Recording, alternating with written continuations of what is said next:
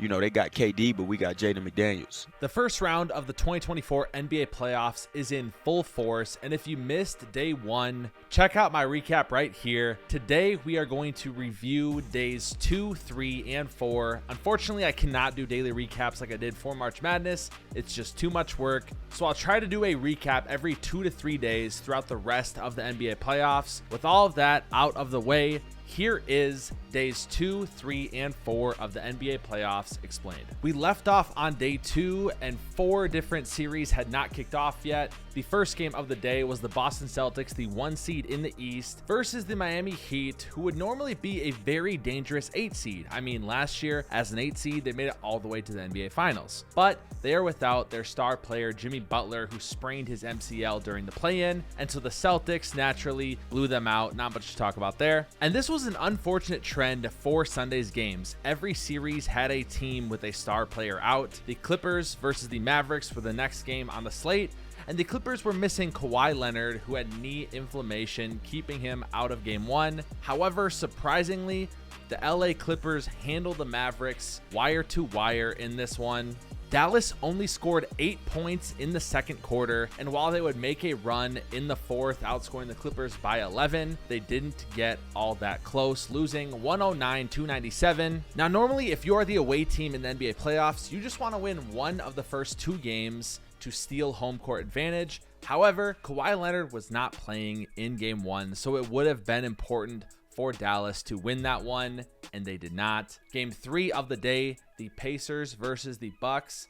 It's a similar situation in this one. The Bucks are without Giannis, and the Pacers have had their number all year. But there's one thing we did not account for, and that's playoff Damian Lillard. He would go off for 35 points in the first half, and although he didn't score in the second half, he didn't need to. They were up by 27 at half and would win by 15. It's another opportunity the Indiana Pacers completely blew. You needed to win game 1 because you have no idea when Giannis is going to be back and turn the tide of that series. And our final game of the day on day 2 was the number 1 overall seed, the Oklahoma City Thunder, versus the 8 seed New Orleans Pelicans. I would also say the Pelicans are a very dangerous 8 seed. However, they're without Zion Williamson, their star. He suffered a hamstring strain during the play-in.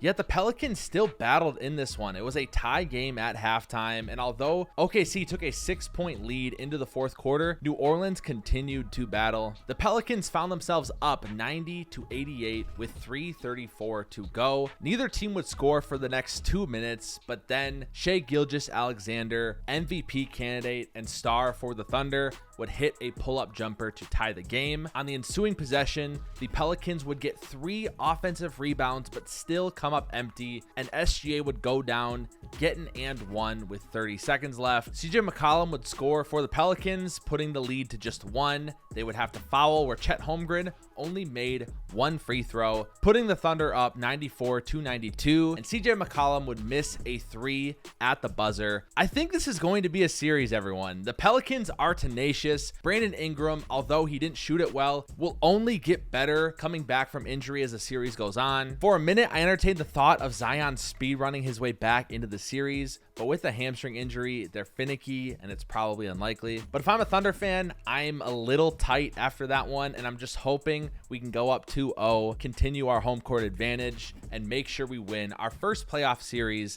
in 8 seasons. That does it for day 2. It was a little bit of a bummer just due to all the injuries in those games and only one of them being competitive. However, if day 2 was like a 3 out of 10 on the entertainment scale, day 3 was like a 9.5, starting out with the Cavaliers Magic. This video is brought to you by Underdog Fantasy. If you haven't heard of it, it's an app that allows you to pick higher or lower on your favorite players from your favorite sports. They're running a new customer special right now. Jason Tatum needs just 1 point tonight. Pair that with code HARDWOOD for a full deposit match up to $100. To celebrate the recent success of the channel, I'm doing a 15,000 subscriber giveaway. The winner gets a signed jersey of their favorite player. To enter, join the Discord and follow me on X. You can do that using the link in the description. I highly recommend joining the Discord anyway. We're doing watch parties throughout the entire NBA playoffs. Hop on it while you can. We'll see you over there. Let's get back to the video. Again, same as game 1, the Orlando Magic just cannot score. They would go on a 13-0 run run in the fourth quarter, cutting the lead to just 9 with 4:56 to go. But the Cavaliers would close the door. Donovan Mitchell would have back-to-back buckets, going up 2-0 in this series. I'm concerned at this point if I'm Orlando. It just looks like at the end of the day, the Cleveland Cavaliers have Donovan Mitchell who can score when no one else can, when things break down, and the Magic just don't have that yet. Paolo Banchero, he's only in his second year. He's going to be a fantastic player. Same with Franz, same with Jalen Suggs. However, this may be a year where they get experience under their belt and come back stronger over the next 3 to 5 seasons, where they will really be able to potentially make a run in the playoffs. Game 2 of this 3-game slate took place between the 2 seed, the New York Knicks, and the 7 seed, Philadelphia 76ers. I've told you guys this on day 1. The Sixers are not a 7 seed. They're more like a 3 or a 4 at worst. And they pretty much proved it in this game. They were up 101-96 with just 45 seconds to go in this game. Jalen Brunson hits a 3-pointer with 27 seconds left. Up only 2, Tyrese Maxey gets doubled, turns the ball over.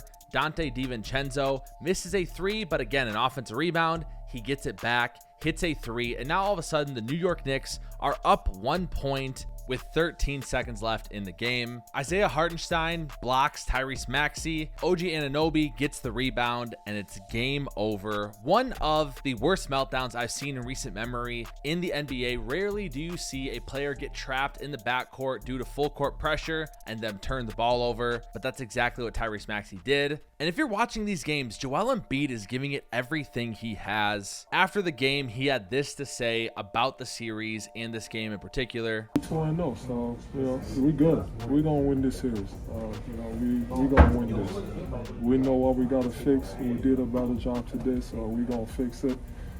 But we're the better team, and we're going to keep fighting. I feel for Embiid, man. I wanted to see him redeem his legacy and get to a conference finals, but this type of loss is the type of loss that potentially loses you a series. The Sixers got to win the next 2 and then probably steal game 5. A brutal loss for Philadelphia. And if you're a Knicks fan, you're very excited that you snuck out with a win. Our final game of day 3, Lakers Nuggets. The Lakers again got out to a good start in this one, holding a 4-point lead at the end of the first quarter. But what was different about this game than last was that in the second quarter, they extended that lead to 15 points at halftime. And at this point, everyone's going nuts. The Lakers finally figured it out. Denver is beatable. And even the people that were saying the Nuggets will be just fine were sweating a little bit when the Nuggets only cut that lead to 10 by the end of the third quarter. The Lakers were just barely holding on to a 2-possession lead with 4 minutes to go. Nikola Jokic would have an and 1, cutting the Lakers lead to just 1 point with 2 minutes to go. But then LeBron would have a clutch steal and breakaway dunk, putting the lead back to 3. And this is where one of the craziest plays of the night happened. Jokic thought he had gotten fouled, so he threw the ball up trying to make it a shooting foul. Aaron Gordon makes this incredible save, kicks it out to MPJ, who hits the 3, tying the game. And at this point, if you're a Laker fan, you're just absolutely devastated to see a sequence of events happen like that. But there's still hope, because D'Lo goes and gets a layup, putting you up 2. This game just continued going back and forth. LeBron would pick up a pretty bad foul call, giving Jamal Murray 2 free throws to tie the game. And then LeBron gets a layup, putting them up 2 again, before Jamal Murray again hits a jumper, tying the game. And as much as Denver just continued wearing the Lakers down in this fourth quarter, the Lakers continued having an answer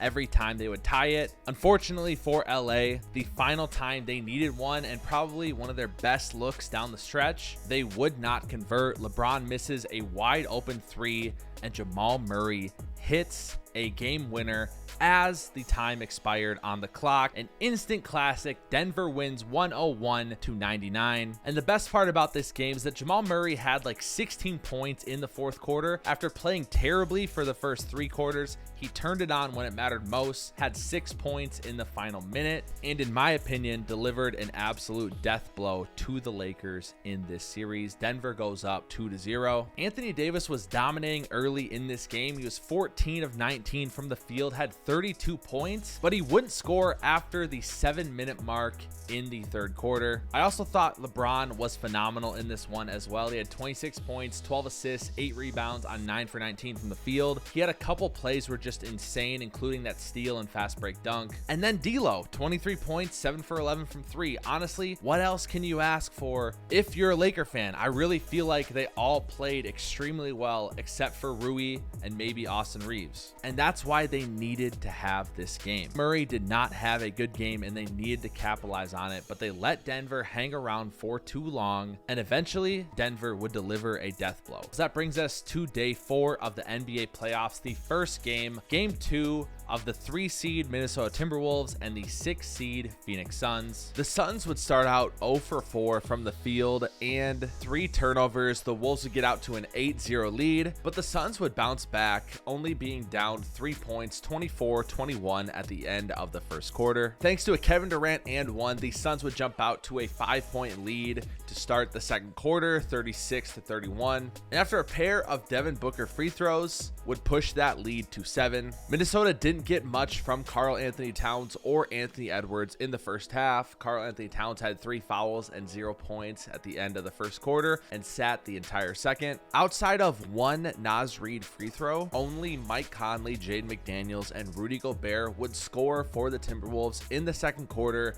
and they would do so in a massive way, battling the Wolves all the way back from that 7-point deficit down by 1, 51-50 at halftime. Karl Anthony Towns would score 8 straight points early in the third quarter, giving Minnesota a 3-point lead, but after a pair of Bradley Beal and Devin Booker threes, the Suns were back up 3. The Wolves would then hold the Suns to 0 field goals for the next 4 minutes, and this bucket from Jaden McDaniels would put the Wolves up 11. They would lead 78-71 at the end of the third quarter. Again, another huge third quarter for the Timberwolves. They'd outscore the Suns 28-20. But perhaps the most important development that took place in the third quarter was Grayson Allen re-injuring his ankle. He could barely put much weight on it walking to the locker room. This was a brutal blow for a team that already has pretty much 0 depth. In the fourth quarter, a Mike Conley 3 followed by back-to-back Jaden McDaniels buckets would put the lead at 17 and rip this game wide open. A Jaden McDaniels 3-pointer with 4:41 to go would put the lead at 19 and all but seal it. The Timberwolves win 105-93. This was such an impressive win for the Timberwolves on multiple fronts. Number one, to hold this Suns offense, which is specifically designed to thrive in the playoffs, to 95 and 93 points in your first 2 games of a series is absolutely ludicrous. This is also the first time since 2004's first round against the Denver Nuggets that the Minnesota Timberwolves have gone up 2-0 in a series, which is absolutely insane to say. Anthony Edwards struggled from the field in this game, going 3 for 12, scoring 15 points, but having 8 assists and 5 rebounds. And even Karl Anthony Towns was in foul trouble, only had 12 points. The MVP for the Timberwolves in this game was quite easily Jaden McDaniels. Not only did he clamp up Kevin Durant and Devin Booker, but he had 25 points, 8 rebounds on 10 for 17 from the field. With 5 of those rebounds coming on the offensive end, he was a plus-minus of 24. Mike Conley was also massive for the Wolves, especially in that second quarter. He had 18 points, 7 for 13 from the field, and Rudy Gobert had 18 as well on 6 for 8 from the field, but more importantly 6 for 7 from the free throw line. The Timberwolves didn't even shoot it well from 3 in this game, going 9 for 32, which is good for 28%. On the Suns side, Kevin Durant struggled from the field, 6 for 15, 18 points. Devin Booker 6 for 13 from the field, 20 points. Eric Gordon was solid for them off the bench, 5 for 9 from the field, 15 points, and I'm telling you right now, they need him in games 3 and 4 if Grayson Allen cannot go, which I assume he cannot, at least for game 3. Game 3 takes place Friday in an absolute must-win for the Phoenix Suns, but if you're the Wolves, you just want to win 1 of 2 in Phoenix and head back home for game 5 to seal it. Let's move on quickly to Pacers-Bucks game 2. First things first, Giannis did not play again. Doc Rivers said he was getting closer and has been on the floor a bunch, but in this game, it was all Pascal Siakam. I'll cut right to the chase with this one. The Pacers blow out the Bucks, specifically in the second half. Pascal Siakam finishes with 37 points, 11 rebounds, and 6 assists, only missing 7 shots. And we have to talk about this. Pascal Siakam is absolutely balling through 2 games in this series. He's averaging 36.5 points, 12 rebounds, and 4 assists on 64.5% from the field. Now, of course, Giannis not playing is a huge factor in this one, but we still have to give Siakam his flowers here because in NBA history, there's only 26 other players that have had 35 points, 10 rebounds or more, and a field goal percentage of 60% or better multiple times in a postseason. And Siakam has done it in his first 2 games of the postseason. It's crazy to me how much Tyrese Halliburton has taken a backseat in this offense. He had 12 assists, but only 12 points on 10 shots. I think part of it is acquiring Pascal Siakam at the deadline, but I think a bigger reason really is his hamstring. Miles Turner was fantastic as well, had 22 points, 7 and 6. And on the Bucks side, Damian Lillard had 34 and Brook Lopez had 22. Hopefully Giannis comes back soon. I really want to see this series with both teams at full strength. And our final game of the day, the Mavericks and the Clippers, game 2 of the series. The first game, Kawhi Leonard did not play, but the Clippers handled the Mavericks anyway. In this game, it was reported by my friend Jack Settleman before anyone else that Kawhi Leonard was going to play today. And of course, Shams and Woj put out a tweet a couple hours before tip-off confirming that Kawhi Leonard was back. As a Mavericks fan, that has to be frustrating that they did not win game 1 knowing Kawhi was out, and now you have to win game 2 in order to steal home court. This game was a low-scoring one. At halftime, the Mavericks were up 45-41, and by the end of the third quarter, due to a Luka Doncic technical foul, James Harden would make a free throw, putting the Clippers up 66-65 going into the fourth quarter. Zubats would put the Clippers up 73-67 with 9:32 to go, but the Clippers would then go on a 4.5-minute scoring drought, and in the meantime, Dallas would score 14 straight, putting them up 81-73. Luka Doncic would hit this 3 with 126 to go, putting the Mavs up 9, and from there, the Clippers just couldn't get it close enough. They'd get to one possession, but they had to foul. Kyrie Irving would make one of 2 free throws, and Dallas steals home court from the Clippers, winning 96-93 in a classic playoff slugfest. Luka Doncic would play 46 minutes in this game, only go 11 for 26 from the field, but finish with 32 points, 9 assists, and 6 rebounds. PJ Washington was massive for Dallas, 18 points, Kyrie Irving 23. Kawhi Leonard struggled in his first game back, went 7 for 17 from the field, 0 for 5 from 3, had 15 points. James Harden had 22, 8 and 6.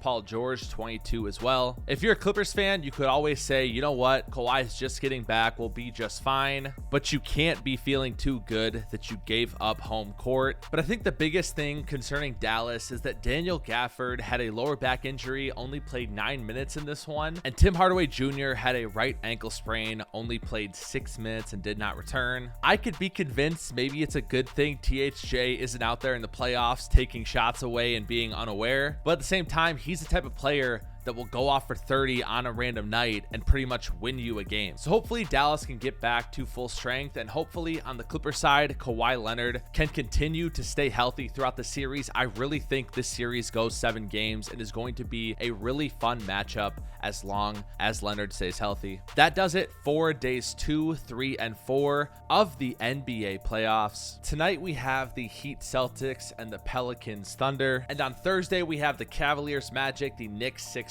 and the Nuggets Lakers. So expect another recap Friday morning. Thank you guys so much for supporting the channel. I think we're gonna go for 3 straight days of uploads in a row, so be on the lookout tomorrow morning for the last finals appearance for every NBA team. Thanks for watching, and as always, we'll see ya on the hardwood.